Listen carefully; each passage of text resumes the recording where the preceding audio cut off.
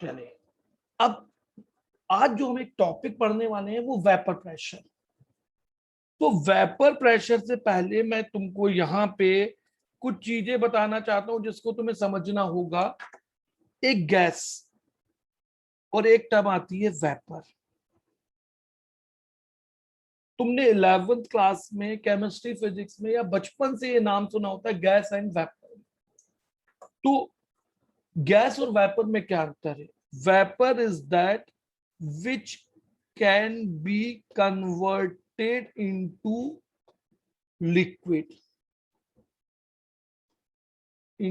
liquid by applying pressure। मतलब वो चीज वो चीज तुम्हारी वेपर है जिसके अंदर तुम प्रेशर लगाओ और वो लिक्विड में बदल जाए।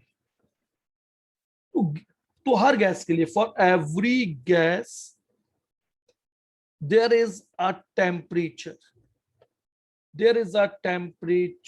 at or below her gas के लिए टेम्परेचर होगा जिस पर या उसके नीचे increase in pressure will convert into liquid. ये तुमने 11th में पढ़ा होगा। जरा मैं यहां से तुम्हें रेफरेंस देके ये पढ़ा रहा हूं। ये टेम्परेचर कहलाता है तुम्हारा क्रिटिकल टेम्परेचर। तो हर गैस के लिए एक टेम्परेचर होता है, हर गैस के लिए एक टेम्परेचर होता है क्रिटिकल टेम्परेचर। ये याद करो, ऐसा कुछ पढ़ा होगा। अभी मैं इन सब की बात नहीं कर रहा, ऐसा तुमने 11th के गैसियस स्टेट में पढ़ा होगा। मुझे इसकी अभी कोई जरूरत नहीं है। ए और बी वैंडरवाल के कांस्टेंट है। ए और बी जो हैं ये वैंडरवाल के कांस्टेंट हैं। ये जो ए और बी है ये तुम्हारे वैंडरवाल के कांस्टेंट हैं। मैं यहां पर ये पढ़ाने नहीं बैठा हूं, मेरा इंटरेस्ट है कॉलिगेटिव प्रॉपर्टी, उसके लिए मुझे तुम्हें वेपर प्रेशर को पढ़ाना है। तो अब देखो, हर गैस, तो गैस के लिए एक टेम्परेचर होगा क्रिटिकल टेम्परेचर जिस पर या उसके नीचे, एट और बिलो, क्रिटिकल टेम्परेचर के नीचे गैस जो है वो किस में बदल जाएगी? वेपर में। gas will be converted, every gas will be converted to TC is characteristic of gas। ये हर गैस के लिए अलग अलग होता है। ये हर गैस के लिए अलग होगा, मतलब हाइड्रोजन का ये लिए अलग होगा, हीलियम के लिए अलग होगा, फ्लोरीन के लिए अलग होगा, क्लोरीन के लिए अलग होगा, वाटर वेपर, कार्बन डाइऑक्साइड के लिए अलग अलग होगा। तो vapour is that which can be converted into liquid by application of increasing pressure at particular temperature or below that temperature। एक पर्टिकुलर टेम्परेचर या उसके नीचे टेम्परेचर पे जब हम गैस पे, तो अगर कोई गैस अपने क्रिटिकल टेम्परेचर के ऊपर है, above critical temperature gas cannot be converted into liquid। above TC gas cannot be converted into liquid। gas cannot be converted into liquid। Critical temperature के ऊपर हम गैस को लिक्विड में नहीं बदल सकते हैं। above critical temperature you will cannot convert that any gas into liquid। अब अगर हमारे पास सिर्फ गैस और वेपर अकेले है, अब अगर तुम्हारे पास एक कंटेनर में गैस या सिर्फ वेपर हो या मिक्सचर हो, ओनली वेपर। अब अगर तुम्हारे पास अकेले वेपर है, नो लिक्विड है। अब अगर तुम्हारे पास सिर्फ वेपर है और नो लिक्विड है, अब तुम्हारे पास एक गैस है उसमें सिर्फ, तो उसमें तुम लगाओगे बॉयल्स लॉ। उस गैस के लिए तुम लगा सकते हो बॉयल्स लॉ, चार्ल्स लॉ, अगर तुम गैस को आइडियल मानते हो।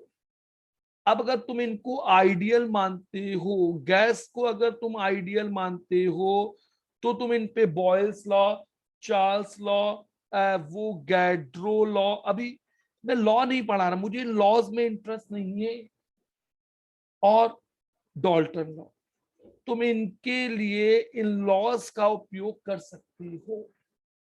जब तुम्हारे पास एक गैस है तो तुम इनमें बॉयल चार्ल्स एवोगाड्रो लॉ को लगा सकते हो।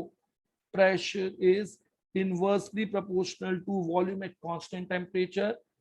Volume of gas or vapor is directly proportional to temperature at constant pressure. Volume of gas is directly proportional to number of moles at constant pressure and temperature. और बाकी Dalton law भी हम पढ़ेंगे, ये तो हमको पढ़ना भी रहेगा। तो अब तुम यहाँ पे देख लो कि गैस के लिए तुम Boyle's law, Charles law, Avogadro law लगा सकते हो। मेरे को ये सब नहीं पढ़ाना।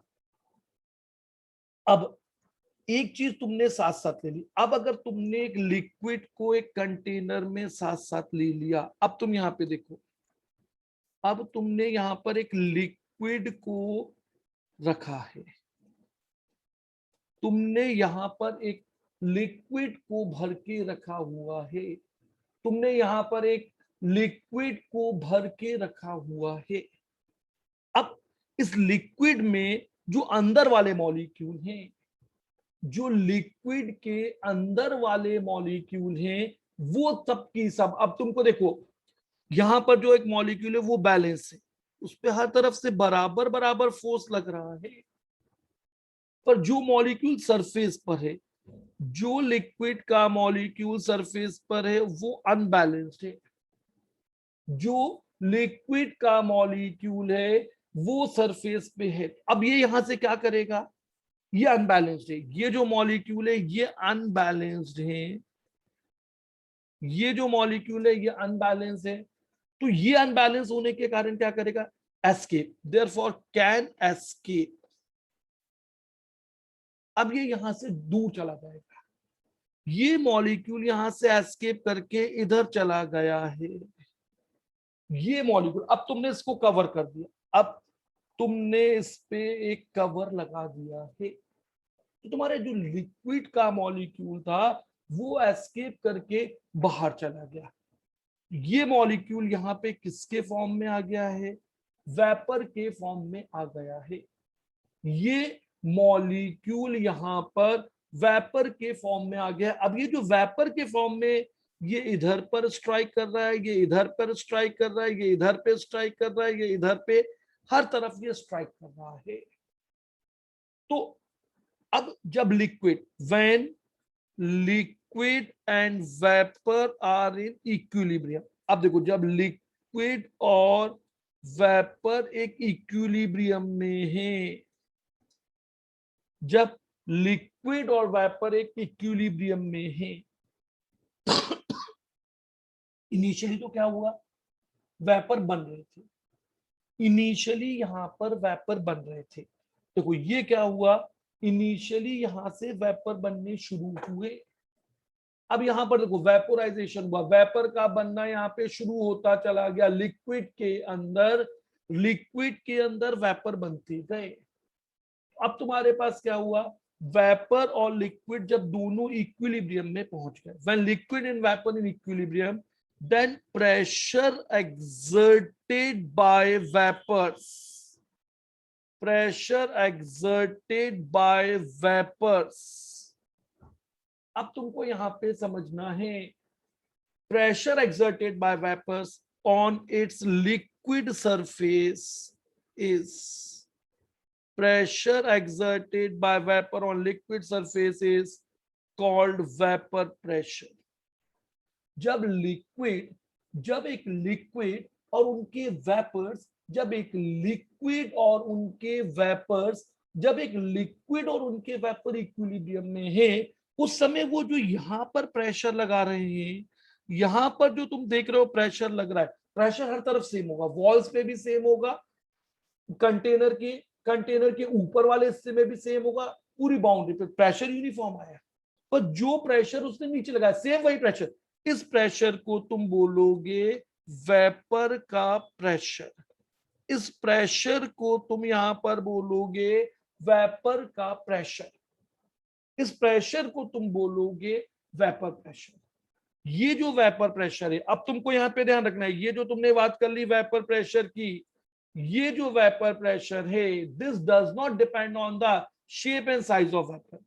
Vapour pressure does not depend on shape and size does not depend on the shape and size of vessel. मतलब अगर तुम इस डिब्बे को से shape and size of vessel eight given temperature, temperature ध्यान रखना है। अब तुम्हारा टेम्परेचर कुछ भी हो, एक दिए हुए टेम्परेचर, मतलब अब अगर तुम इस डब्बे को और बड़ा कर दो, वही लिक्विड को सेम टेम्परेचर पे लो, वही लिक्विड को तुम सेम टेम्परेचर पे लो, तो यहां पर लगने वाला या यहां पे लगने वाला जो प्रेशर होगा वो सेम होगा। Vapour pressure does not depend on the shape and size of pressure. तो vapour pressure is not a surface phenomena, vapour pressure is not a surface phenomena. तुम्हें याद रखना, वेपर प्रेशर जो है वो सरफेस के फिनोमिना नहीं है। जो वेपर प्रेशर है उसको सरफेस से कोई लेना देना नहीं है कि मॉलिक्यूल बड़ा है कुछ है। हाँ, evaporation is surface phenomena. Evaporation, अब तुम यहां पे देखो, एवापोरेशन ये जो ऊपर जाने वाला है surface area, evaporation is surface phenomena. तुमको यहां पर एक चीज ध्यान रखनी है, ये जो word evaporation, but evaporation is surface phenomena. Evaporation is surface phenomena। मतलब जितना बड़ा सरफेस होगा, अगर तुमने वेपर प्रेशर नहीं नाप रहे, सिर्फ मॉलिक्यूल को तुम ऊपर भेज रहे हो, तो एवापोरेशन इज सरफेस। तुम देखो ना, अगर तुम्हारे घर में जमीन पे पानी फैल जाता है तो तुम उस पानी को स्प्रेड कर देते हो। स्प्रेड करने से क्या हुआ? सरफेस एरिया बढ़ गया, एवापोरेशन बढ़ गया। Evaporation is directly proportional to surface area. Evaporation is directly proportional to surface area. जो तुम्हारा evaporation है, that is directly proportional to surface area. अब यहां पे तुम देख रहे हो वेपर प्रेशर, यहां पर तुमने एक बात की वेपर प्रेशर। तो वेपर प्रेशर क्या होता है? जब लिक्विड और उसके वेपर साथ साथ होते हैं, उस समय वो वेपर जो प्रेशर वो लिक्विड पे वापस आके टकराने पे लगाते हैं, लिक्विड पे वापस आके लगाते हैं, उस प्रेशर को तुम क्या बोल देते हो? Vapour pressure. अब वेपर प्रेशर में दो चीज हो रही है, एक हो रही है एवापोरेशन, एक हो रहा है कंडेंसेशन। अब अकेला एवापोरेशन है, अकेला एवापोरेशन खुले में है, तो then it depend on surface. ज्यादा सरफेस होगा, जल्दी जल्दी एवापोरेशन होगा। अब कंडेंसेशन किस पे डिपेंड करेगा? अब तुम यहां पे देखो, कंडेंसेशन किस पे डिपेंड करेगा? कंडेंसेशन, ये जो लिक्विड के मॉलिक्यूल नीचे आ रहे हैं, कंडेंसेशन डिपेंड्स ऑन, ये जो कंडेंसेशन है ये किस चीज पे डिपेंड करेगा? Number of condensation depends on number of particles per unit volume, number of molecule per unit volume in vapor phase, number of molecule per unit volume। अब देखो यहां पर ये जो चीज तुम बोल रहे हो ना, यहां पे यहां दो चीज चल रही है। जब तुम वेपर प्रेशर को नापते हो, देखो अगर अकेले वेपर है, यहां पर जैसे मैंने बोला, अगर अकेले वेपर है तो कंडेंसेशन नहीं होगा। अकेले वेपर प्रेशर है तो no condensation, no liquid no condensation, तो कोई बात ही नहीं है, फिर वेपर प्रेशर नहीं है, सिर्फ वो कहलाएगा प्रेशर ऑफ वेपर। पर जब तुम केमिस्ट्री में एक वर्ड यूज करते हो वेपर प्रेशर, अब अगर तुम केमिस्ट्री में एक टर्म यूज करते हो जिसे तुम बोलते हो वेपर प्रेशर, तो वेपर प्रेशर के अंदर तुम्हारी दो टर्म्स आती हैं। वेपर प्रेशर में तुम्हारी यहाँ दो टर्म आ रही है, कंडेंसेशन आ रहा है और दूसरा क्या आ रहा है? एवापोरेशन। एक आ रहा है तुम्हारा यहाँ पे कंडेंसेशन, दूसरा तुम्हारा यहाँ पे क्या आ रहा है? दिस। अब मान लिया तुमने कोई लिक्विड लिया, तुमने ए नाम का एक लिक्विड लिया और उसके वेपर जो है वो भी ए ही होंगे, उनमें कोई केमिकल रिएक्शन नहीं हुआ, सिर्फ phase change, only physical change, only phase change हुआ। और यहां पर अब दो चीजें जब इक्विलिब्रियम में पहुंच गई, दो चीजें जब यहां पर इक्विलिब्रियम में पहुंच गए, रेट ऑफ एवापोरेशन हुआ और यहां पर क्या हो गया, रेट ऑफ कंडेंसेशन। अब देखो यहां से क्या हुआ, मॉलिक्यूल का एवापोरेशन बढ़ता गया और ये जब कंडेंसेशन हुआ तो ये दोनों चीजें जहां मिली, इस पॉइंट पे जहां पे rate of evaporation is equal to rate of condensation हो जाए, तो यहां पे जो लगने वाला प्रेशर होगा, pressure will be equal to vapour pressure of liquid. यहां पर लगने वाला जो प्रेशर है, यहां पर जो लगने वाला प्रेशर है, that will be vapour pressure of liquid.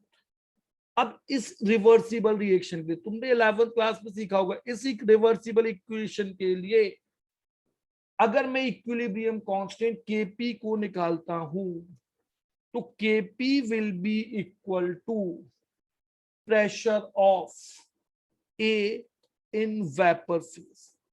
Kp will be equal to pressure of A in vapour phase. Kp में लिक्विड की टर्म नहीं आती, तो इसका मतलब क्या हो गया, therefore value of vapor pressure, value of vapor pressure does not depend on amount, does not depend on amount of liquid, does not depend on amount, does not depend on amount of liquid. Vapor pressure does not depend on the amount of liquid. अब तुमको ये लगा ये सब theoretical question है, अभी numerical नहीं, पहले सिर्फ वेपर प्रेशर की थ्योरी समझनी है। तो vapour pressure does not depend on amount of liquid. अब वो property an amount of liquid at equilibrium, कितना तुमने यहाँ पे लिक्विड लिया इस पे डिपेंड नहीं करेगा। मतलब अगर एक कंटेनर में बस तुम्हें इतना लिक्विड चाहिए कि तुम वेपर प्रेशर बना लो, दूसरे कंटेनर में सेम लिक्विड, दोनों कंटेनर में सेम लिक्विड है, ए और बी में सेम, दूसरे कंटेनर में ज्यादा है, मोर, इसमें ज्यादा लिक्विड है, सेम टेम्परेचर है, सेम लिक्विड है, मतलब पानी ले लो, तुम एसीटोन ले लो, तुम अल्कोहल को ले लो, तुम ईथर को लो, कोई भी लिक्विड को ले लो। अब तुमने इसको कवर कर दिया, ए और बी सेम है, यहां पर मैं क्या बोला, same liquid in A and B. अब तुम्हारे लिक्विड सेम है, टेम्परेचर सेम है, यहां पर एक प्रेशर लगेगा, यहां पर एक प्रेशर लगेगा, तो इनका सेम वेपर प्रेशर होगा। अगर तुम्हारे लिक्विड सेम है तो उनका वेपर प्रेशर सेम होगा। अब अगर तुम्हारे लिक्विड सेम है तो वेपर प्रेशर सेम होगा, अगर तुम्हारे लिक्विड सेम है तो तुम्हारा वेपर प्रेशर सेम रहेगा। इट डज नॉट डिपेंड, तो अब वो प्रॉपर्टी जो अमाउंट पे डिपेंड नहीं करती, वो does not depend on amount, does not depend on amount, उनको तुम बोलते हो थर्मोडायनामिक्स में इंटेंसिव प्रॉपर्टी, उनको तुम यहां बोलते हो इंटेंसिव। तो अब एक चीज तुम्हें रखने की आ गई है कि vapour pressure of any liquid at given temperature is intensive, vapour pressure of any liquid at given temperature is intensive property. तुमने थर्मोडायनामिक्स पढ़ा, एक जो मास पे डिपेंड करती है उनको एक्सटेंसिव, अमाउंट पे डिपेंड करती है तो एक्सटेंसिव, और अगर अमाउंट पे डिपेंड नहीं करती है, अगर अमाउंट पे डिपेंड नहीं करती है तो इंटेंसिव प्रॉपर्टी। तो vapour pressure of liquid is intensive. अब अलग अलग लिक्विड का अलग अलग वेपर प्रेशर होगा, different liquids have different vapour pressure, अलग अलग लिक्विड का अलग अलग वेपर प्रेशर होगा।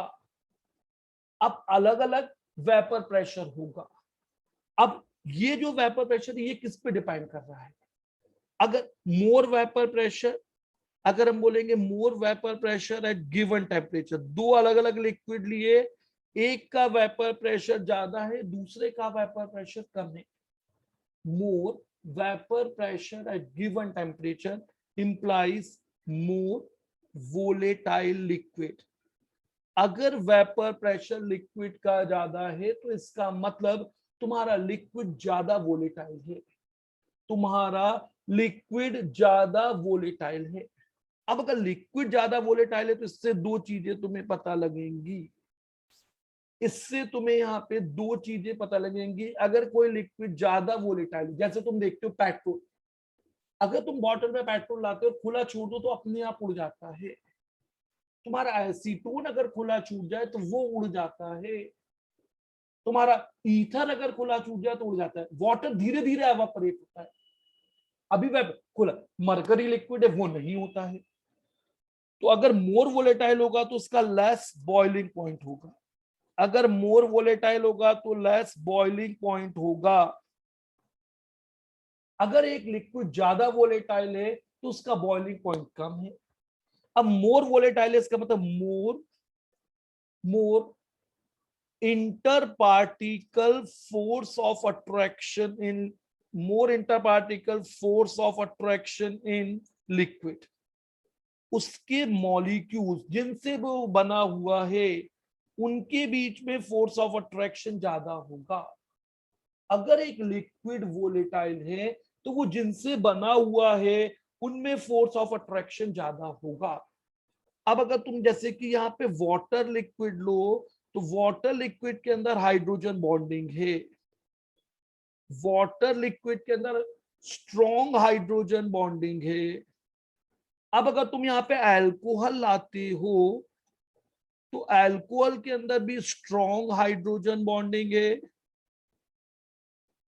स्ट्रॉन्ग हाइड्रोजन बॉन्ड है but less than water, but less than water. Alcohol के अंदर हाइड्रोजन बॉन्डिंग है पर वाटर से कम है। अब अगर तुम यहाँ पे ईथर लाते हो C2H5O C2H5, इसमें नो हाइड्रोजन बॉन्ड, इसके अंदर वीक डाइपोल डाइपोल अट्रैक्शन है। अब ईथर जो है वीकली पोलर है तो ये कौन सा अट्रैक्शन है? वीक डाइपोल डाइपोल अट्रैक्शन है। ईथर के अंदर वीक डाइपोल डाइपोल अट्रैक्शन है। मरकरी में स्ट्रॉन्ग मेटेलिक बॉन्ड है। अब देखो स्ट्रॉन्ग मेटेलिक बॉन्ड। अब यहां पर हमने 4 लिक्विड ले लिए, यहां पर मैंने 4 लिक्विड ले लिए, वाटर, ईथर और मरकरी। अब इनके फोर्स, जिसमें फोर्स ऑफ अट्रैक्शन ज्यादा होगा, जिसमें फोर्स ऑफ अट्रैक्शन ज्यादा होगा उसका एक पर्टिकुलर मतलब या तो अभी के टेम्परेचर पे या 50 डिग्री पे या 40 डिग्री पे हम वेपर प्रेशर को नापेंगे। अब देखो तुमने फोर्स ऑफ अट्रैक्शन किसके बीच में? सेम, मरकरी मोर than water more than ethanol, ethanol मोर देन ईथर। तो वोलेटिलिटी, अगर फोर्स ऑफ अट्रैक्शन ज्यादा है तो वोलेटिलिटी कम होगी। Mercury less then ethanol less than ether. Mercury की वोलेटिलिटी यहां पर क्या आना चाहिए? वाटर। दूसरे नंबर पे यहाँ पे वाटर कर देना। यहां पर दूसरे नंबर पे मैंने लिख दिया वाटर। तो वाटर का फोर्स, अब वोलेटिलिटी, तो water is less volatile than alcohol, alcohol is less volatile than ether. तो वेपर प्रेशर किसका सबसे ज्यादा होगा? वेपर प्रेशर है 25 डिग्री सेंटीग्रेड। अगर मैं 25 डिग्री सेंटीग्रेड पे इनके वेपर प्रेशर को नापूं, mercury less than this boiling point. अब मेरे पास जिसका वेपर प्रेशर है, boiling point of mercury is more than water, water is more than ether. हमको मालूम है वाटर का बॉइलिंग पॉइंट कितना है? 100 डिग्री सेंटीग्रेड। ये तुम जानते हो। वाटर का बॉइलिंग पॉइंट कितना है? तो वाटर का बॉइलिंग पॉइंट है 100 डिग्री सेंटीग्रेड। वाटर का बॉइलिंग पॉइंट है 100 डिग्री सेंटीग्रेड। अब तुमने यहां से देखो, ये ऑब्जेक्टिव के थ्योरेटिकल क्वेश्चन है। अब यहां से क्वेश्चन तुम्हें दो जगह से और मिलेंगे। जब तुम बॉन्डिंग पढ़ोगे तो अलग अलग तरह के लिक्विड, जब तुम ऑर्गेनिक पढ़ोगे तो आइसोमर्स या होमोलोगस सीरीज में कंपैरिजन तुमको देखने आएगा। तो तुमको अभी यहां से क्या चीज ध्यान रखनी है? तुमको क्या याद रखना है कि अलग अलग लिक्विड का वेपर प्रेशर अलग अलग होगा। जिन लिक्विड में फोर्स ऑफ अट्रैक्शन ज्यादा होगा उनके लिक्विड के मॉलिक्यूल को नीचे से ऊपर जाना, एवोपरेट होना मुश्किल होगा, तो उनका रेट ऑफ एवोपरेशन कम होगा, इसलिए उनका वेपर प्रेशर कम हो जाएगा। अब उनका वेपर प्रेशर कम हो जाएगा। अब यहां से तुम एक और चीज देखोगे कि हर लिक्विड को vapour pressure of liquid increases with increase in temperature. किसी लिक्विड को गर्म करते हैं, टेम्परेचर बढ़ाने से बढ़ता जाता है। लिक्विड, कोई भी लिक्विड हो, तो लिक्विड का अब तुम वेपर प्रेशर कैसे बढ़ा सकते हो? तो vapour pressure of liquid increases with increase in temperature. Vapour pressure of liquid increases with increase in temperature. अब ये ग्राफ ऐसा आएगा। अब अगर एक लिक्विड को तुम गर्म कर रहे हो, यहां लिया तुमने वेपर प्रेशर, यहां पर लिया तुमने टेम्परेचर, तो लिक्विड का वेपर प्रेशर उसके टेम्परेचर के बढ़ाने से बढ़ता है। ये चीज, कोई भी लिक्विड हो, तुम पानी को गर्म करो तो तुम जो हीट एनर्जी दे रहे हो, जो तुम थर्मल एनर्जी दे रहे हो, वो रेट ऑफ एवेपोरेशन को बढ़ा देगा। रेट ऑफ एवेपोरेशन बढ़ेगा, कंडेंसेशन बढ़े, पर वो उतना नहीं बढ़ेगा, इसलिए वेपर प्रेशर बढ़ गया।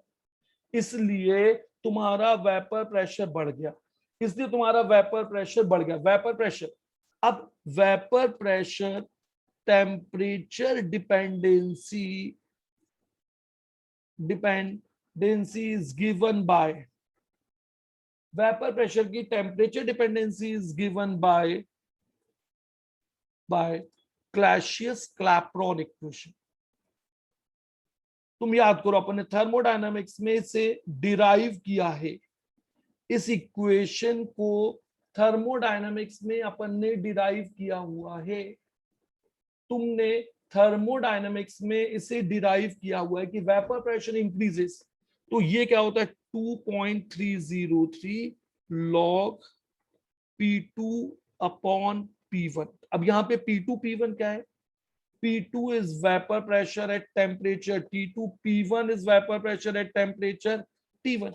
यहाँ पे टेम्परेचर T1 है, यहाँ पर टेम्परेचर T2, लीनियर नहीं बढ़ता, is equal to delta H naught vaporization upon R T2 minus T1 upon T1 T2।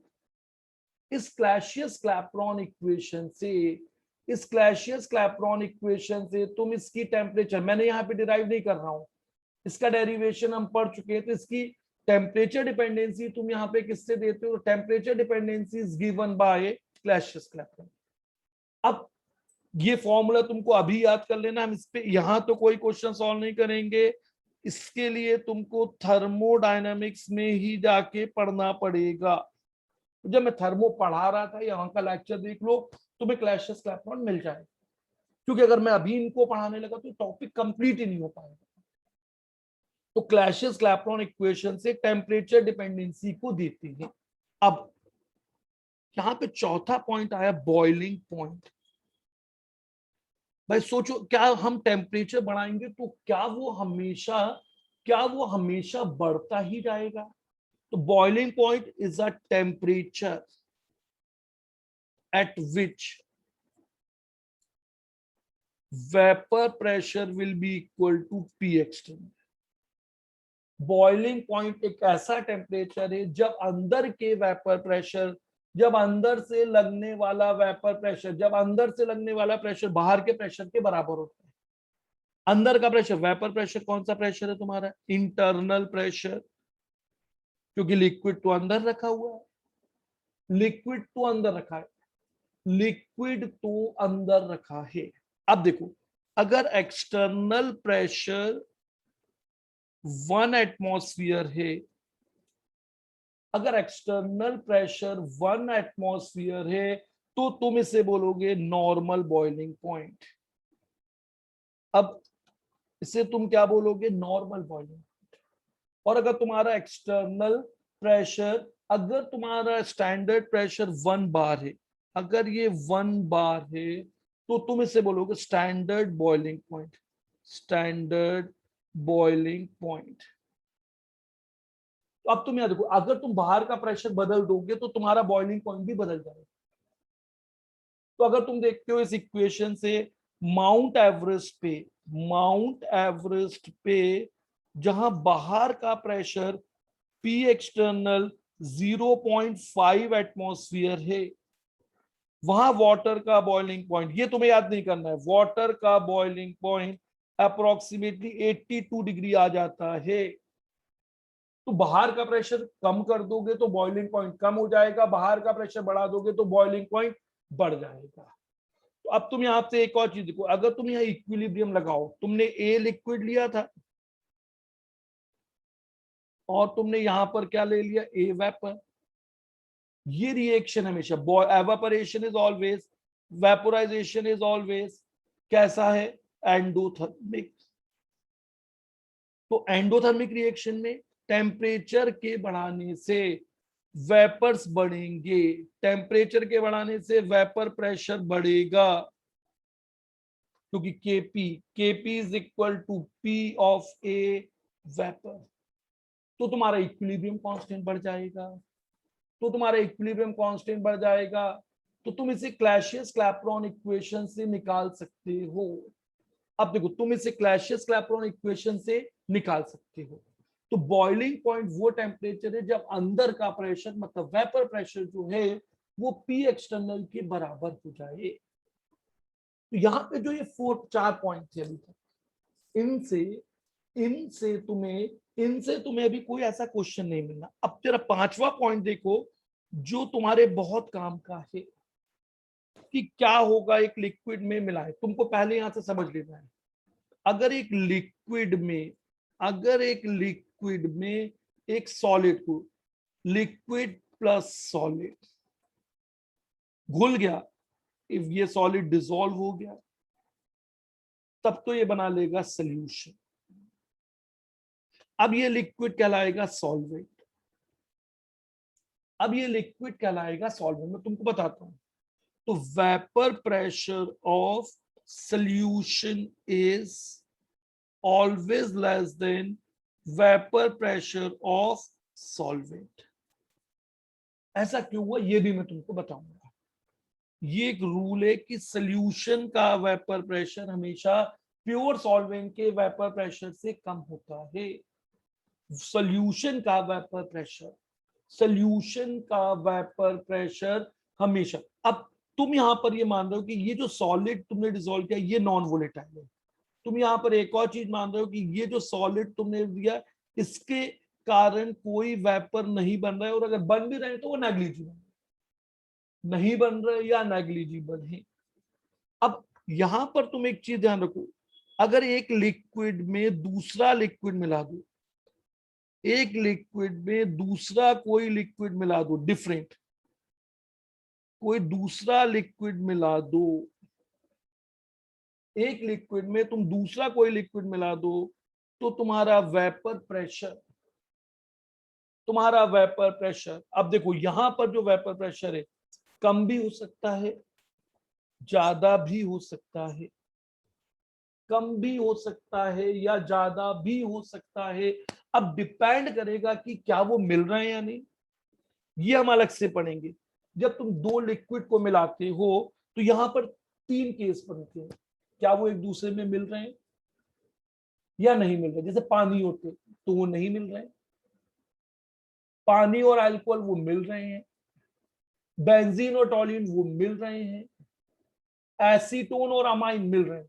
तो ये सब अलग अलग केसेस है जिनको हम अलग से पढ़ने वाले हैं। ये एक अलग कहानी है जिसको हम अब एक क्लास बाद पढ़ने वाले हैं। अब यहां पर मैंने देखा कि मैं बात करूं कि अगर हम एक लिक्विड में, जैसे अगर मैंने यहां पे सिर्फ वाटर लेके रखा था, ये रहा प्योर वाटर, ये रहा प्योर वाटर, इसका कोई वेपर प्रेशर आएगा, इसको मैंने लिख दिया पी नॉट। अब मैंने यहाँ पे प्योर वाटर लिया और प्योर वाटर का P not is vapour pressure of pure liquid, vapour pressure of pure water, मतलब ये सॉल्वेंट है। अब अगर इसमें अभी कुछ भी नहीं मिला हुआ है तो ये अपने सॉल्वेंट की तरह काम करेगा। नीचे वाटर लिक्विड है, ऊपर तुम्हारे वाटर वेपर है, इनसे लगने वाला जो प्रेशर है ये बन गया। अब यहां पर देखो, तुमने एक प्योर लिक्विड लेके चल रहे हो, तुमने यहां पर एक प्योर लिक्विड, अब अगर तुमने पानी में, अब तुमने यहाँ पे क्या किया, पानी में ये तुमने वाटर लिया, देखो ये तुम्हारा वाटर था, ये तुम्हारा वाटर है, और इस वाटर के अंदर तुमने ग्लूकोज को डिसॉल्व कर दिया। ये क्या है यहाँ पे, वाटर प्लस ग्लूकोज। अब तुमने ये क्या कर लिया, वाटर प्लस ग्लूकोज, या तुम यहाँ पे बोलो तो ये ग्लूकोज का पानी। तो वाटर और ग्लूकोज मिलके एक दूसरे से और हाइड्रोजन बॉन्ड को स्ट्रॉन्ग करेंगे। ये वाटर और ग्लूकोज जो है ये हाइड्रोजन बॉन्ड को और ज्यादा स्ट्रॉन्ग करेंगे। ये वाटर और ग्लूकोज जो है ये यहाँ पे हाइड्रोजन बॉन्डिंग को और स्ट्रॉन्ग करेगा। Therefore, rate of evaporation decrease।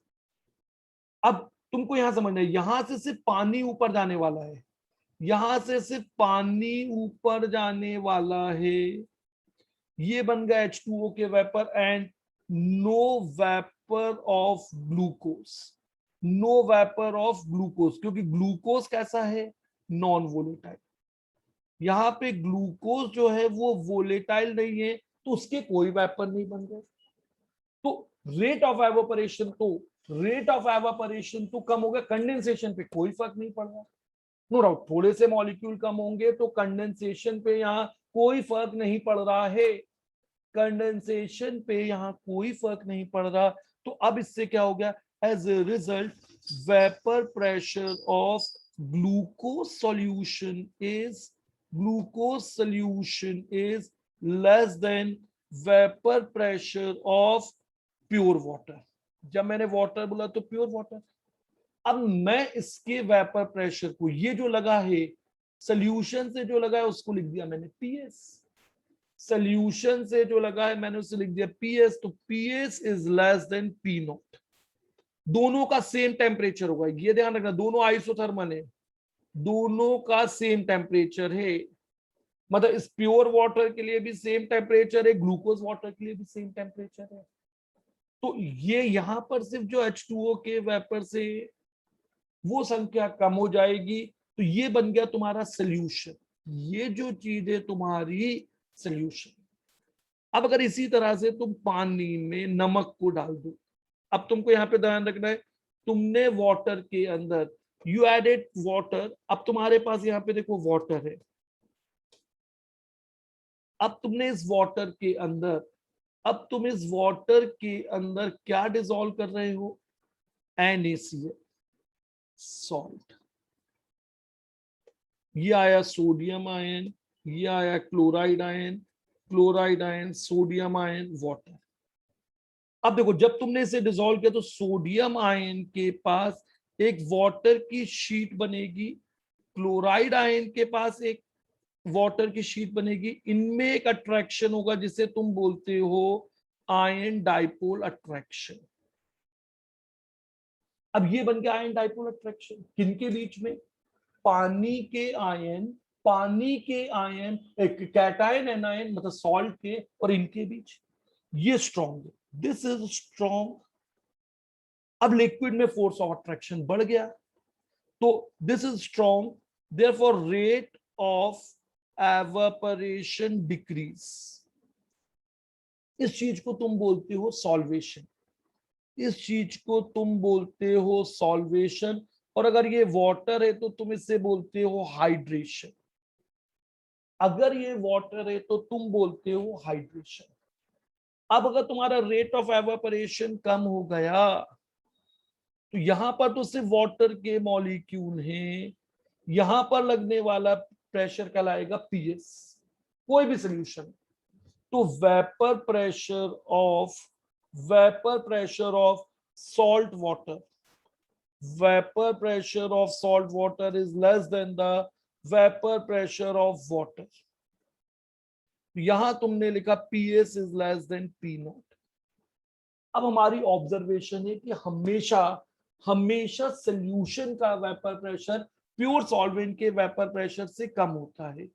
यहां पर मैंने 3 अलग अलग लिक्विड्स को लेके शुरू किया। ये प्योर वाटर था जो कि सिर्फ प्योर सॉल्वेंट है, तो प्योर सॉल्वेंट के वेपर प्रेशर को तुम पी नॉट लिखते हो, सोल्यूशन के वेपर प्रेशर को तुम पीएस लिखते हो, सोल्यूशन के वेपर प्रेशर को तुम पीएस लिखते हो, तो पीएस हमेशा पी नॉट से कम है, पीएस हमेशा पी नॉट से कम होता है। जो तुम्हारा पीएस है वो हमेशा किससे कम होता है, जो पीएस है वो हमेशा इससे कम होगा। अब यहां पर अपन लेके आए, एक साइंटिस्ट आए राउल्स, अब एक साइंटिस्ट आए यहां पे Raoult's law for solution. Definitely अपन इस सॉल्यूशन को आइडियल मानेंगे। जब वर्ड सॉल्यूशन है इसका मतलब है सॉलिड प्लस लिक्विड।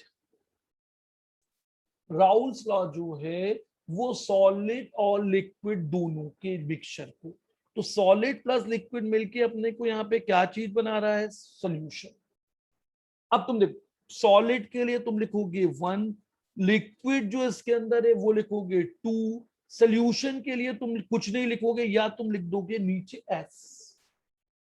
तो vapour pressure, what does Raoult's law, vapour pressure of liquid solution, vapor pressure of liquid solution is directly proportional.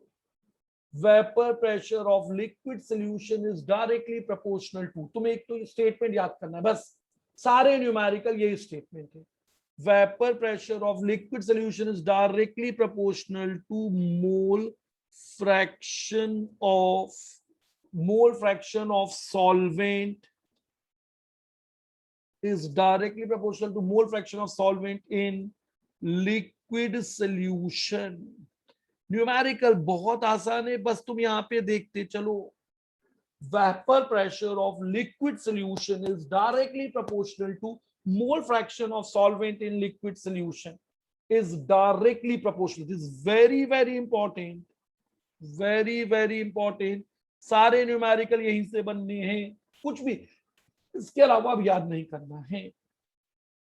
इसका मतलब क्या हो गया, PS is directly proportional to mole fraction. तो मोल फ्रैक्शन के लिए तुमने X ऑफ सॉल्वेंट लिख सकते हो, X of solvent is directly proportional to this. अब अगर तुम यहां पर वेपर प्रेशर के केस में एक ग्राफ बनाओ, अब अगर तुमने यहां पर एक ग्राफ को बना लिया, इस ग्राफ में तुमने दो चीजें ली हैं, इस वाले एक्सिस पे तुम वेपर प्रेशर, इधर भी तुमने वेपर प्रेशर, यहां पर तुम लिखते हो मोल फ्रैक्शन। देखो तुम्हारे लिए अब ये नए तरह के ग्राफ है केमिस्ट्री में, जिसमें तुम्हें दो वाई एक्सिस है, एक ये वाला एक ये वाला। अभी तक तुम फिजिक्स में सिर्फ एक एक्स वाई लेते थे। जब तुम मोल फ्रैक्शन के साथ यहाँ पे ग्राफ को बनाओगे तो तुमको अब यहाँ पे ध्यान रखना है, यहाँ पे सॉल्वेंट, देखो एक जगह पे तुमने मान लिया कि सॉल्वेंट का मोल फ्रैक्शन 0, इस पॉइंट पे तुमने बोला कि सॉल्वेंट का मोल फ्रैक्शन 0 है, इस पॉइंट पे सॉल्वेंट का मोल फ्रैक्शन 1 है, सब बताता हूं ये क्या लिखा, और बीच में सॉल्वेंट प्लस सॉल्यूट का मोल फ्रैक्शन का सम 1 है। देखो जब तुमने यहां 1 लिखा तो मतलब प्योर ए, इसका वेपर प्रेशर है पी नॉट, प्योर ए इसका वेपर प्रेशर मैक्सिमम वैल्यू जो थी इस टेम्परेचर पे पी नॉट है। अब देखो जैसे जैसे तुम इसमें सॉल्वेंट को मिलाते गए, जैसे जैसे तुम इसमें सॉल्यूट को मिलाते गए, इसका वेपर प्रेशर कम आ गया और ये ऐसा हो गया। तो यहां पर क्या हुआ, सॉल्यूट 100%, 1 होने का मतलब क्या हुआ, नो सॉल्वेंट, नो सॉल्वेंट। अब अगर तुमने यहाँ पे नमक या शक्कर रखा है तो इनका, शुगर का वेपर प्रेशर कितना है, तो तुम बोलो शुगर का वेपर प्रेशर 0 है, सॉल्ट का वेपर प्रेशर कितना है, तो तुम बोल रहे हो 0 है, तो ये सॉल्ट रखे हुए हैं तुम्हारे, तो ये नॉन वोलेटाइल। अगर वो प्रैक्टिकली वेपोराइज नहीं हो रहा या उनका लगने वाला वेपर प्रेशर नेग्लिजिबल है तो तुम उसको बोल दोगे नॉन वोलेटाइल। तुम उसको यहां पर बोल दोगे नॉन वोलेटाइल।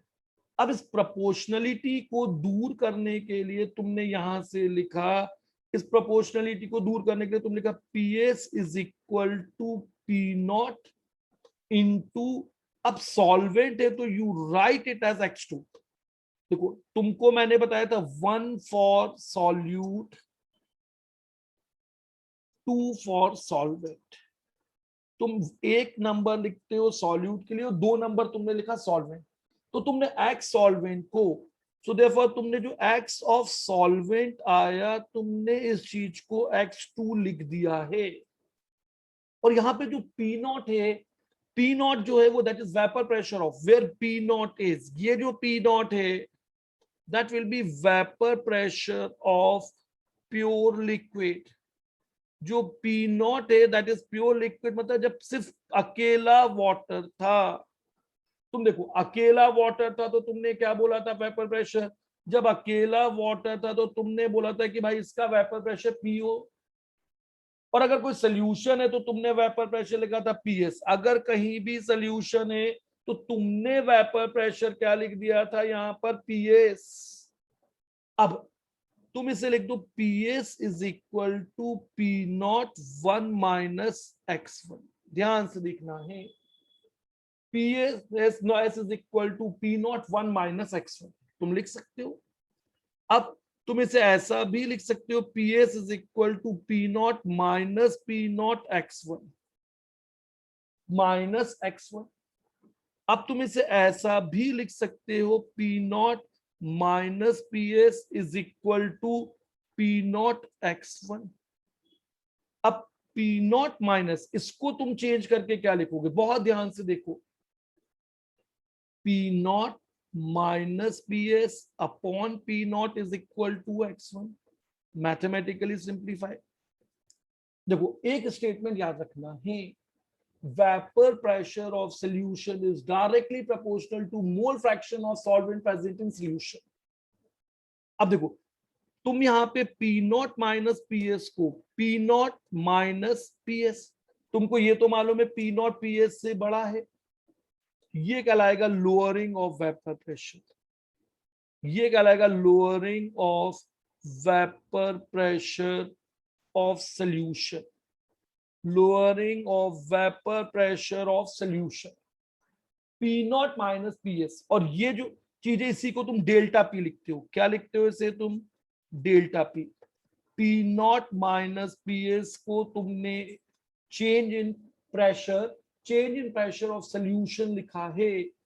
जब सॉल्वेंट से सॉल्यूशन बनाते हो तो चेंज इन प्रेशर को तुमने पी नॉट माइनस PS लिख दिया है। अब अगर P not and P not minus PS upon P not मतलब delta P upon P not, ये कहलाती है तुम्हारी relative lowering in vapour pressure. ध्यान रखना ये डेरिवेशन नहीं आएगा, न्यूमेरिकल आने, पर उसके पहले भी हमको कुछ और भी चीजें समझनी है। Relative lowering in vapour pressure, अब देखो what is Raoult's law, what is the outcome of Raoult's law? Relative lowering in vapor pressure is equal to mole fraction। अब यहां से तुम क्या बोल दोगे, relative lowering in vapor pressure is equal to mole fraction of solute, mole fraction of solute। relative lowering in vapor pressure will be equal to mole fraction of solute। ये है तुम्हारा राउल्स लॉ का statement. देखो यहां से ये भी तुम्हारा राउल्स लॉ ही बनेगा, ये भी तुम्हारा राउल्स लॉ ही बनेगा कि relative lowering in vapour pressure is equal to this. अब तुम यहां से दो चीज देखो, लोअरिंग, ये तुम्हारी लोअरिंग इन वेपर प्रेशर। अभी मैं तुमसे कुछ पूछ ही नहीं रहा हूं, क्यों, क्योंकि तुम्हें एक तरह की इंफॉर्मेशन दे रहा हूं। Lowering in vapour pressure depends on temperature, depends on temperature for same concentration। अब तुमने यहां पर एक चीज देखी कि जो लोअरिंग है डेल्टा P है, जो डेल्टा P है वो टेम्परेचर पे डिपेंड करता है। Delta P depends on temperature for same concentration, क्योंकि हर टेम्परेचर पे since P not it depends on temperature. अभी तुमने देखा कि पी नॉट क्लैसियस क्लैपेरॉन इक्वेशन से, क्लैसियस क्लैपेरॉन इक्वेशन से तुम्हारा पी नॉट जो है वो टेम्परेचर पे डिपेंड कर रहा है। जो पी नॉट है वो टेम्परेचर पे डिपेंड कर रहा है, जो पीएस है वो टेम्परेचर पे डिपेंड कर रहा है। पी नॉट पीएस दोनों पे ही क्लैसियस क्लैपेरॉन लगेगा, वो टेम्परेचर पे। पर अब relative lowering, relative lowering in vapor pressure, relative lowering in vapor pressure does not depend on temperature, does not depend on temperature, very very important। ये जो तुम्हारा डेल्टा पी, इसलिए तुम बार बार delta P upon P not, does not depend on temperature. मतलब एक particular solution के लिए, एक पर्टिकुलर कंसंट्रेशन के सॉल्यूशन के लिए हर टेम्परेचर पे delta P upon P not same होगा। This is known as Babo's rule, this is known as a Babo's rule. ये है तुम्हारा बैबोज का रूल, जो बोलता है कि डेल्टा पी एक सॉल्यूशन के लिए रिलेटिव लोअरिंग हर टेम्परेचर पे सेम होगी। एक सॉल्यूशन के लिए थोड़ी सी स्पीड बढ़ाती है यहाँ पढ़ाने की, क्योंकि ये थ्योरी है, यहाँ अभी न्यूमेरिकल नहीं सॉल्व कर रहे, तो समझने लायक अभी कुछ है ही नहीं। इसका मतलब relative lowering in vapour pressure of solution for same concentration, मतलब हम ये मान रहे हैं कि टेम्परेचर से कंसंट्रेशन या वेपोरेशन नहीं है चेंज, और same concentration is same at all temperature, same at all temperature। जो तुम्हारी रिलेटिव लोअरिंग है, जो तुम्हारी रिलेटिव लोअरिंग है वो हर टेम्परेचर पे सेम है। अब यहां तक तो अपनी थ्योरी पार्ट खत्म। अब जरा बहुत ध्यान से क्लास को अटेंड करना है। खेल यहां से शुरू होगा जब न्यूमेरिकल के लिए अपन जाएंगे, और हमको कम से कम यहाँ पे 20 न्यूमेरिकल सॉल्व करने हैं। सारे न्यूमेरिकल, सारे के सारे न्यूमेरिकल जो हैं वो बिल्कुल आसान है, बस तुमको इसके बाद चीजों को ध्यान रखना है। देखो तुम सबसे पहले देखो डेल्टा पी क्या होता है, P not minus P S. Delta P upon P not क्या होता है, P not minus P S upon P S. और राउल्स लॉ से ये किसके बराबर होगा, तो राउल्स लॉ से ये चीज होगी x1 के बराबर। relative lowering in vapor pressure is equal to mole fraction of solute. Relative lowering in vapor pressure will be equal to mole fraction of solute. Relative lowering in mole fraction will be equal to, relative lowering in mole fraction will be equal to, अब x1 क्या है, mole fraction. इसलिए तुम समझो, तुम्हें concentration term पढ़ाई थी, मोल fraction of solute. तो अब तुम समझो, अगर तुम्हें मोलारिटी दी है तो मोल फ्रैक्शन, मोलालिटी दी है तो mole fraction, percentage by weight दिया तो मोल फ्रैक्शन। भाई तुम्हें ये कन्वर्जन मालूम होना चाहिए। मोल फ्रैक्शन ऑफ सॉल्यूट क्या होगा, मोल्स ऑफ सॉल्यूट अपॉन, अगर हमने एक बाइनरी सोल्यूशन माना है, अब मैं यहाँ पे बाइनरी सोल्यूशन, तो बाइनरी सोल्यूशन का मतलब होता है एक सॉलिड और एक लिक्विड। बाइनरी सोल्यूशन का मतलब होता है one solid plus one liquid. तुम टर्नरी भी बना सकते हो, दो सॉलिड एक लिक्विड, तीन सॉलिड एक लिक्विड। यहां पे आ जाएगा moles of solute plus moles of solvent, moles of solvent. तो तुम x1 को लिख सकते हो n1 upon n1 plus n2। ये चीज है तुम्हारी n1, और मोल्स ऑफ सॉल्वेंट को तुमने लिखा है n2। मोल्स ऑफ सॉल्वेंट को यहां तुमने लिखा है N2। अभी तक समझ गए, ये यहां तक की थ्योरी। अब सारा खेले न्यूमेरिकल। ऊपर की जो थ्योरी है वहां से तो तुम्हें कुछ थ्योरेटिकल क्वेश्चन मिल सकता है कि वेपर प्रेशर क्या है, किन पे डिपेंड कर रहा है, ये सब। अब यहां से सिर्फ न्यूमेरिकल आएंगे जो इस फॉर्मूले से सॉल्व होंगे। तो अब तुम यहां लिख सकते हो, therefore delta P upon P not is N1 upon N1 plus N2। ये वो फॉर्मूला है जो तुम्हारी किताब में दिया जिससे तुम्हें क्वेश्चन सॉल्व करना। पर ये तो आइडियल, मतलब ऐसा क्वेश्चन है जहां बन गया है। पर मान लेते हैं, लेट सॉल्यूट में आयोनाइज और में एसोसिएट और में नॉट एसोसिएट, में नॉट एसोसिएट और डिसोसिएट। 3 केस हो गए। अब देखो, आपने जब सोल्यूशन बनाया तो यह 3 चीजें हुई कि सॉल्यूट एसोसिएट हो रहा है या नहीं हो रहा। अब अगर ये आयोनाइज है तो वेंट ऑफ फैक्टर 1 से बड़ा होगा। अगर ये एसोसिएट है तो वेंट ऑफ फैक्टर 1 से छोटा होगा। अगर ये एसोसिएट डिसोसिएट नहीं है तो वेंट ऑफ फैक्टर 1 है। तो आइडियल केस में हम वेंट ऑफ फैक्टर को 1 मान के ही, तभी राउल्स लॉ लगता है, तभी ये राउल्स का लॉ लगता है। पर अब अगर एसोसिएशन और डिसोसिएशन है तो हम इस फॉर्मूले को मॉडिफाई करें। हम अपने न्यूमेरिकल के लिए मॉडिफाइड फॉर्मूला यूज करेंगे।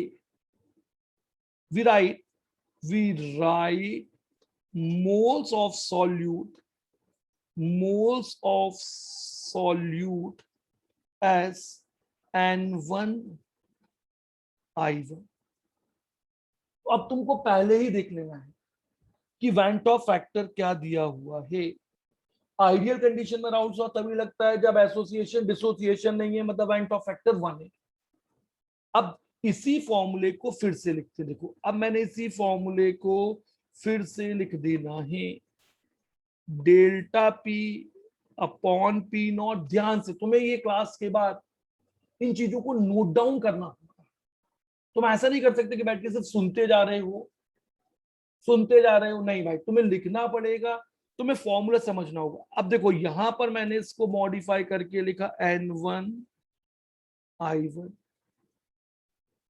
N1 I1 plus N2। इसलिए समझो, लास्ट क्लास तुमको पहले वेंट ऑफ फैक्टर निकालना सिखाया। अब देखो, यही फॉर्मूला मॉडिफाइड फॉर्म में आ गया है।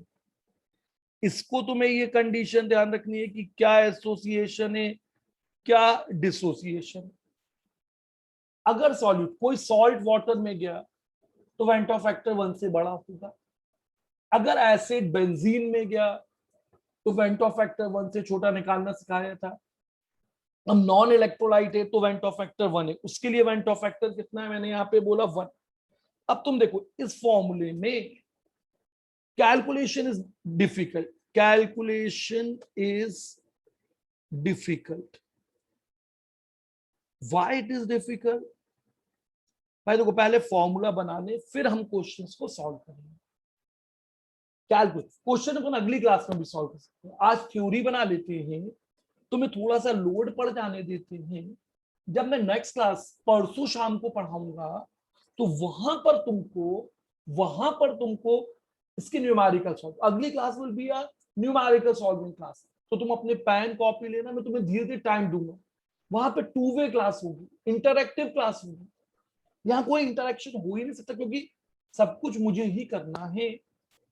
क्यों डिफिकल्ट है? सिंस डिनोमिनेटर में सम of N1 I1 and N2, denominator में तुम्हारा यहाँ पे क्या आ रहा है बेटा, सम निकालना है तुमको डिनोमिनेटर में यहाँ पे सम निकालना है। तुम्हें डिनोमिनेटर में यहाँ पे सम को निकालना है और फिर तुमको यहाँ पे कैलकुलेट करना है। फिर एंड देन डिवाइड। तो ये तो कॉम्प्लिकेटेड काम है भाई। अब मैं इस फॉर्मूले को चेंज, देखो हर फॉर्म में फॉर्मूला तुम्हें मालूम होना चाहिए। अब मैं इस फॉर्मूले को और सिंप्लीफाई करूं कैलकुलेशन के लिए। कैलकुलेशन से तुम्हें डेरिवेशन नहीं आना तो तुम कहीं डिराइव नहीं करो। जब क्लास खत्म होगी फाइनल 3 रिजल्ट, आज की जो क्लास है सिर्फ 5 मिनट में रिवाइज होती है। जो मैं तुमको 1.5 घंटे में पढ़ा रहा हूं वो 5 मिनट में रिवाइज हो जाता है। अब तुमको देखो सिंप्लीफाई कर रहे हैं हम, तो अभी हमने फॉर्मूला लिखा डेल्टा पी, तो डेल्टा पी को मैं क्या लिखूंगा, देखो डेल्टा पी को मैं इधर क्या लिखने वाला हूं। अब मैं इसे सिंप्लीफाई करता हूं तो मैं डेल्टा पी को क्या लिखने वाला हूं, P not minus P S upon P not N1 I1 upon N1 I1 plus N2। अब मैं इसे उल्टा कर दूं, तुम कंपोनेंडो डिविडेंडो लगा सकते थे, मैं इसे उल्टा कर दूं, P not upon P not minus P S N1 I1 plus N2 upon N1 I1। तुम्हारी बुक के फॉर्मूले में I1 नहीं होगा, मैं हर क्वालिटेटिव प्रॉपर्टी में वेंट ऑफ फैक्टर लेके चलूंगा। तो अगर जेई एडवांस लेवल पे भी कोई क्वेश्चन है तो वो डायरेक्टली सॉल्व। अब तुम यहाँ पे देखो कि इससे तुम क्या लिख सकते हो, P not left hand side तो तुम्हारा ऐसे ही गया है, तुम राइट हैंड साइड लिख सकते हो 1 plus N2 upon N1 I1। अब तुम इस 1 को इस साइड ट्रांसफर करो। अब ये जो 1 लिखा हुआ है इसको तुमने मैथ सिंप्लीफाई करने के लिए -1 N2 अपॉन N1 I1। अब तुम इसका एलसीएम लेके सॉल्व करो, देखो एक ही चीज है उसको कई तरह से लिख रहे हैं, मैंने कोई अजम्पशन नहीं लिया। तो अब ये क्या बन गया, P not minus P not plus P S upon P S N2 N1 I। ये कैंसिल हो गए तो तुम्हारे पास सिंप्लीफाइड रिजल्ट आया P S upon P not, P S upon P S upon P not. अभी कहीं तो गड़बड़ आ रही है यहाँ पे कैलकुलेशन करने में, P not P not minus P S, हाँ नीचे आएगा, डिनोमिनेटर में आएगा P not minus P S, P not minus P S N2 upon N1 I1। अब फिर इसे उल्टा कर दो, फिर इसे पलट दो। अब इसे लिखा तुमने P not minus P S upon P S N1। तुम्हारी बुक में ऐसा होता है, तुम्हारी बुक में ऐसा होता है, जबकि मुझे यहां पर ऐसा लिखना है। अब देखो तुम्हारे सारे रिजल्ट सेम है, मैंने कोई अजम्पशन नहीं लिया, सारे रिजल्ट सेम है। कब क्या यूज करोगे वो समझेंगे, क्वेश्चन देख के फॉर्मूले नहीं रखना है। मैं बोलूं अगर आज की क्लास से क्या याद करना है, vapor pressure of solution is directly proportional to mole fraction of solvent in liquid phase or solution. Relative lowering in vapor pressure is equal to mole fraction. Relative lowering in vapor pressure is equal to mole fraction of solute. अब देखो यहां पर क्या है, इस फॉर्मूले में ना कहीं डिनोमिनेटर में एडिशन है, तो तुम्हारा कैलकुलेशन पार्ट आसान हो गया है, तुम्हारा कैलकुलेशन का पार्ट आसान हो गया है। अब तुम देखो तुम्हारा एक फॉर्मूला है पी नॉट, अब यहां पर फिर से समरी बना रहा हूं, minus P S upon P not X1, ये एक फॉर्मूला, और ये दूसरा formula P not minus P S upon P S is N1 I1 N1 I1 upon N1 I1। यहां पर देखो क्या ध्यान रखना है तुमको, N1 I1 upon N2, N1 I1 upon N2, N1 I1 upon N2, N1 I1 upon N2। भाई देखो ये ध्यान रखना 1 और 2 सेम है, दोनों रिजल्ट मैथमेटिकली सेम है, बस आज देखो अब क्लास में देखो ऊपर वाली इंफॉर्मेशन तुमको याद रखनी है। वेपर प्रेशर क्या होता है, वेपर प्रेशर पे बॉयल्स लॉ नहीं लगता है, चार्ल्स का लॉ नहीं लगता है, डॉल्टन का लॉ लग जाता है। अकेला वेपर होगा तो बॉयल्स चार्ल्स सब लग जाए, पर अगर वेपर और लिक्विड साथ साथ है तो बॉयल्स चार्ल्स नहीं लगता है। अब तुम यहाँ पे क्या देख रहे हो, ये फॉर्मूला और ये फॉर्मूला सेम है, कब किसको रिजल्ट को यूज करना। अब अगर देखो तुम्हें मैंने एक और चीज बताई थी, रिलेशन, तुम में से जो लोग एब्सेंट थे या भूल गए वो भी ध्यान रखें, relation between molality and mole fraction. Molality और मोल फ्रैक्शन का रिजल्ट, तो molality M dash, molality M dash, molality का रिलेशन नहीं है 1000, ये याद तुमको उस दिन डिराइव करके दिया था, 2 क्लास पहले ये डिराइव किया था 1000 x1 upon 1 minus x1 into m2। अब देख लो, अगर वो तुमसे बोलता है फाइंड द मोलालिटी, तुम्हें पी नॉट पीएस दे दे, एक सोल्यूशन का पी नॉट पीएस दे दे और बोले मोल फ्रैक्शन निकालो और मोलालिटी निकालो। सपोज मैंने तुमको यहाँ क्वेश्चन बनाया, तुम समझो अब क्वेश्चन कैसे बनेंगे, P not of water at 25 degree centigrade is 32 torr. तुम्हें यूनिट ध्यान रखना, तुम्हें जनरली प्रेशर का टॉर वाली यूनिट मिलना है क्योंकि इसमें प्रेशर बड़ा दिखता है। अगर मैं एटीएम में लूंगा तो ये वैल्यू बहुत छोटी आ जाएगी उसमें। PS of water at 25 degree centigrade solution is 30 torr. Find molality of solution, तुमको यहां समझना, फाइंड मोलालिटी ऑफ सोल्यूशन। मैं तुम्हें नेक्स्ट क्लास में एक पीडीएफ शेयर करूंगा, क्लास के पहले ही शेयर कर दूंगा, तो वो क्वेश्चंस तुम्हारे पास रहेंगे, यहां तुम्हें साइड वाली विंडो पे भी दिखते रहेंगे क्योंकि मुझे क्वेश्चन करा। तो तुम कैलकुलेटर, पेन, एग्जाम में कैलकुलेटर अलाउड नहीं है, पर तुमको एग्जैक्ट आंसर निकालने के लिए तुम मल्टीप्लाई डिवाइड भी याद कर लो। अब देखो तुमको ये दिया है, कुछ नहीं करना, देखो जब तुम इसे सॉल्व करोगे तो तुमने लिखा P not minus P S upon P not is equal to x1। इससे तुम्हारा पी नॉट है 32, पी एस है 30 upon 32 is equal to x1। तो तुम्हारा x1 आ गया बेटा 2 अपॉन 32, कितना आ गया ये 2 अपॉन 32। अब इसको इधर रख दो तो मोलालिटी आ गई, 2 अपॉन 32 को यहां रख दो तो तुम्हें क्या मिल जाएगा, मोलालिटी ऑफ सोल्यूशन। तुम इस वैल्यू को यहां रख दो तो तुम्हें मिल जाएगा मोलालिटी ऑफ सोल्यूशन। अब देखो कितना आसान हो गया, 3 चीजें बस, एक फॉर्मूला देखो, ये relative lowering in vapour pressure is equal to mole fraction of solute. इस फॉर्मूले से ये फॉर्मूला बनाया, ये न्यूमेरिकल के लिए, ओनली फॉर न्यूमेरिकल्स, ये फॉर्मूला न्यूमेरिकल, और ये तब लगेगा जब तुमको, अब n1 क्या होता है तुम यहां देखो, तो W1 अपॉन m1, n2 क्या होता है W2 अपॉन m2। तो अगर तुमको सॉल्यूट का मॉलिक्यूलर वेट या वेट निकालना है या सॉल्वेंट का वेट निकालना है तो तुम इसको यूज करते हो कि सॉल्यूट एसोसिएट तो नहीं हो रहा, डिसोसिएट तो नहीं हो रहा, सॉल्यूट के बारे में जानना है तो इसे यूज करते हैं।